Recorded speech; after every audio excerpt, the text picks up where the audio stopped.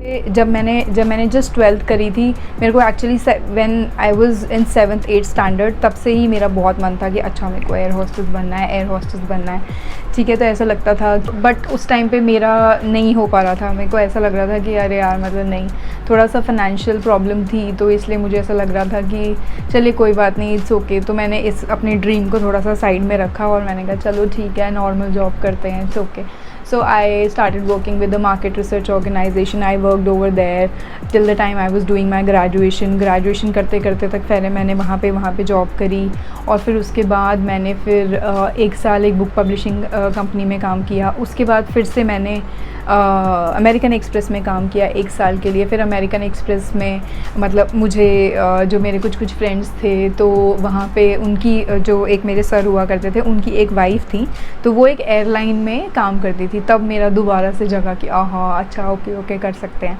चलो। फिर मैंने ट्राई करना स्टार्ट किया। फिर मैंने किया कि मतलब हाँ भाई, फिर मैंने एक बार में नहीं 4-5 बार इंटरव्यू दिया। मेरी कम्युनिकेशन स्किल्स भी बहुत ज़्यादा अच्छी नहीं थी, अभी भी मैं ये नहीं कहूँगी कि बहुत ही ज़्यादा अच्छी है, बट येस कि I am able to communicate and I am working here since 2012।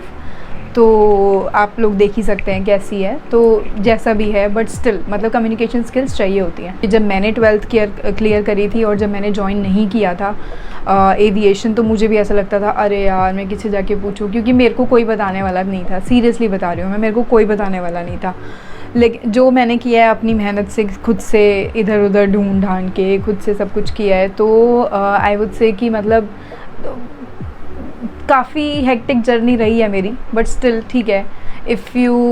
अगर आप दिल से कुछ चाहें तो क्यों नहीं भगवान देंगे, राइट।